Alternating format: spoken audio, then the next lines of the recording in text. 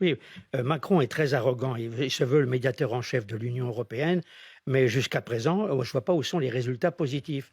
On va commencer par la Russie. Il a rencontré je ne sais combien de fois Vladimir Poutine.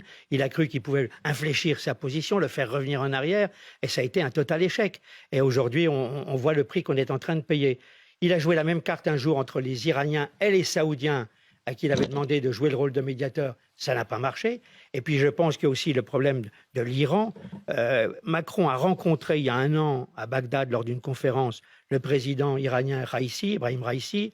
Et puis après, dans la foulée, il est allé à Beyrouth, où il a rencontré un membre éminent du Hezbollah. Et il a cru qu'à partir de là, il allait pouvoir s'occuper de l'affaire libanaise. Ce qui intéresse Macron dans sa relation avec l'Iran, c'est de sauver le Liban.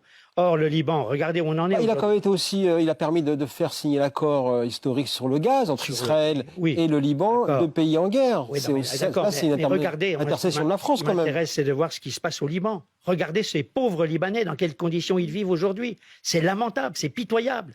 Et Macron est arrivé. Je vous signale quand même qu'il y avait eu une conférence sur le cèdre, le pays du cèdre, à l'Élysée en septembre 2018.